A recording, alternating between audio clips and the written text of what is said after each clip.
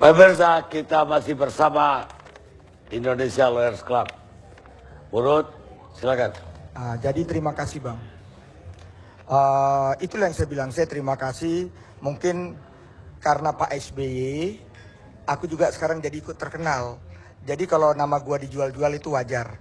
Jadi Bang, Bukan dijual-jual, ini ada saksi mata yang melihat Elizabeth dikenalkan dengan Segman oleh Anda.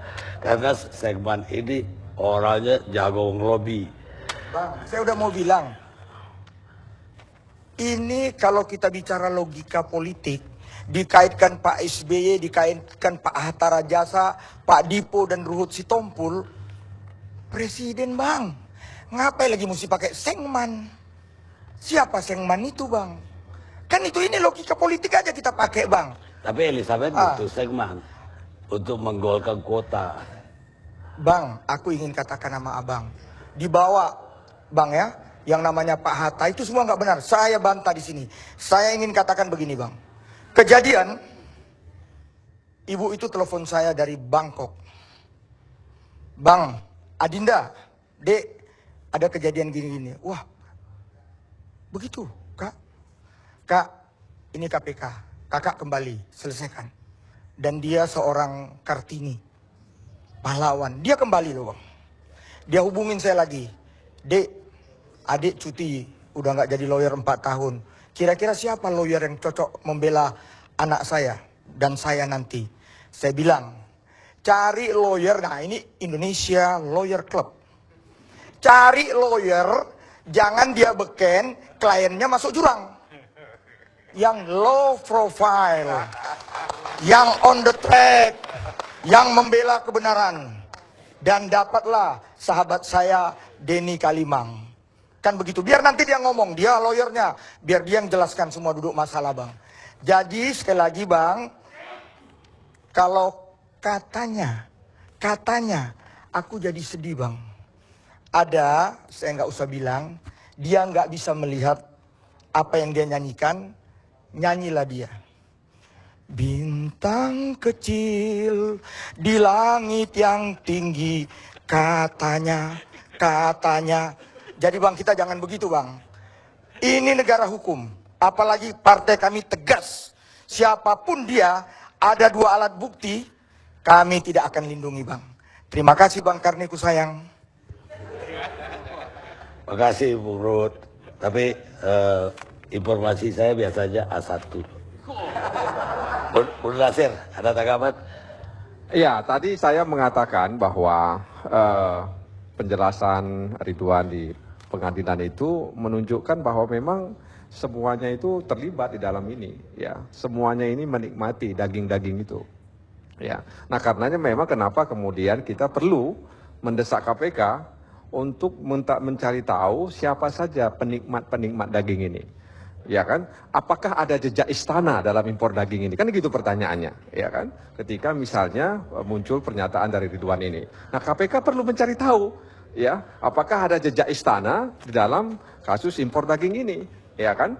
Nah, karenanya ketika kemudian informasi-informasi tentang Segman, ya, punya hubungan dekat dengan SP dan lain sebagainya.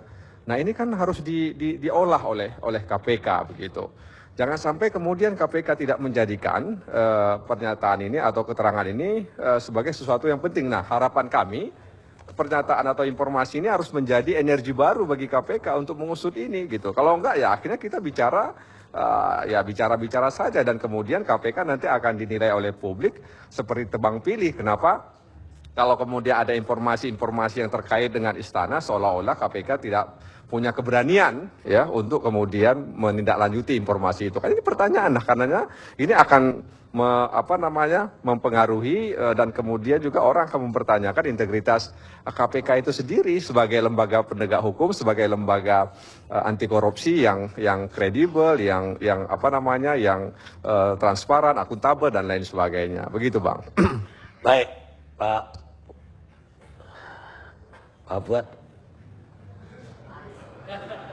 Terima kasih Pak Karni. Kalau soal Ruhut ya saya kira tidak perlu saya tanggapi lah. Karena saya ini alhamdulillah masih orang waras, ya, bukan penjilat, bukan pembohong, bukan badut begitu ya. Jadi nggak selevel, dia mancing-mancing biar selevel sama saya. Saya kira tidak akan pernah selevel dan itu biarin aja dia dengan dunianya yang aneh itu, ya. Nah, begini. Ini Pak Wiranto nggak bisa tidur, kasihan juga. Jangan Ya. Nah itu dia mancing, biarin nggak usah kepancing. Saya orang waras, saya bilang gitu. Nah, awalnya Pak, memang kan kita tahu sendiri. Rame-rame pada membantah kenal sama Singman itu. Tapi alhamdulillah sekarang mulai pada ngaku kenal Singman. Ada kaitannya, mulai sudah pernah, ada yang bilang sudah pernah ketemu, sudah pernah menghadap dan seterusnya. Jadi sudah mulai nih. Yang tadinya pertama, wah semuanya dah pada membantah. Dibikin lucon-lucon gitu. Wah ada SK Kepres mengenai itu segala macam gitu kan. Ya kita orang pada ngerti lah. Akhirnya sekarang mulai. Jadi ini awal yang baik. Bagi KPK juga untuk mentrasir 40 miliar ini harus uangnya itu kemana. Itu yang paling penting sebetulnya. Supaya kita nuhter kepada pokok persoalan. Ya. Karena ini memang, saya tuh saja secara pribadi misalnya, mungkin tidak penting. Tapi saya punya keyakinan bahwa keterangannya Saudara Ridwan Hakim di depan pengadilan itu mempunyai aspek kebenaran. Tapi kan perlu ditrasir, diungkap, ditelusuri kebenaran dari Ridwan Hakim. Tentu dia tidak ngomong sembarangan begitu saja. Apalagi sebelumnya sudah ada, belum ada ungkapan, sudah ada rekaman-rekaman dan sebagainya, sudah sering dikenal gitu loh. Awal yang baik ini memang kemudian sekarang tergantung kepada KPK. Ya karena kalau sudah menyebut nama Edi satu memang dia bukan orang biasa, betul itu. Secara hukum tidak mudah, orang nomor 2 saja sampai sekarang Budiono masih berat urusan senturi yang begitu gamblang. Ya kan, jadi itu yang menjadi masalah di sini bukan masalah kasusnya. Ya biasanya masalah gini, kalau tidak kuat menunggu sampai dia pada lengser. Nanti itu mengungkapnya lebih mudah. Habis itu nanti orang-orang itu baru pada lari terbirit-birit. Sudah ceritanya lain lagi karena nggak ada pelindungnya. Biasanya begitu. Tapi lebih bagus lagi kalau mulai sekarang sudah bisa diungkap. Makasih. Baik. Sekarang Pak Jurul. Karena harus diluruskan. Tapi aku Ada yang luruskannya. bengkok apa? Ada tadi kan katanya aku nggak waras atau apa. Nggak ngerti aku. Iya. Aku hanya mau bilang. Pak Fuad Bawasir ada salam dari Haritanu Pak ya. Salam dari Haritanu Pak. Makasih Pak Bawasir, sahabatku yang baik. Makasih. Pak Jurul. Oke, baik.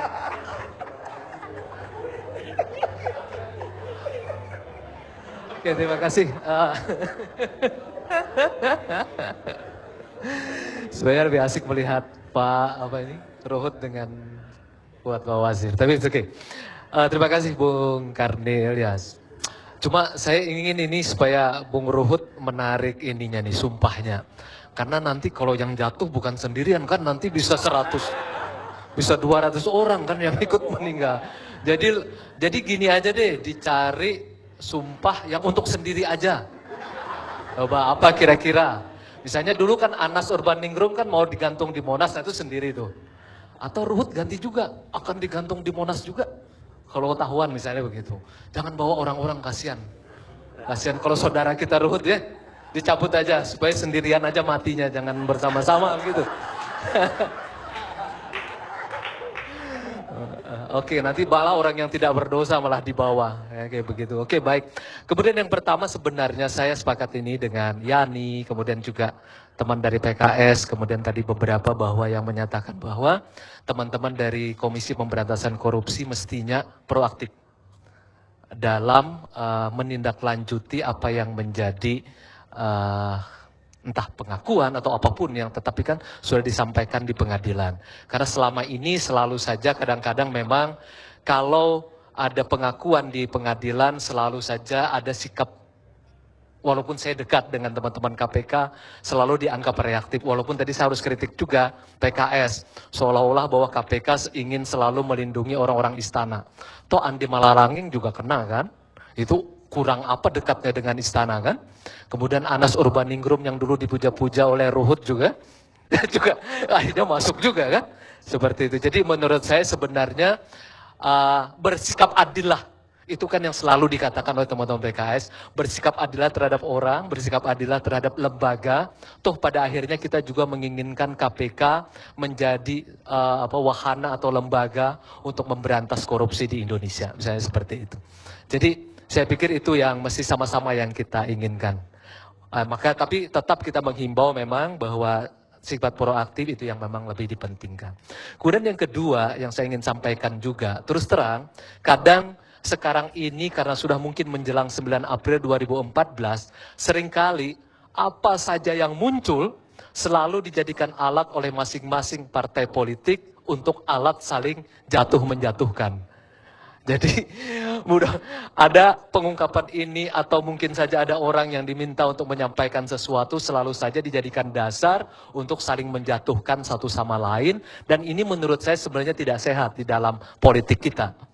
Jadi seolah-olah bahwa bagaimana caranya melumpuhkan lawan politik, melumpuhkan partai politik, selalu dipakai cara-cara yang negatif. Bukan dengan cara-cara yang sifatnya memang bisa menunjukkan bahwa prestasinya lebih baik daripada prestasi partai politik yang lain.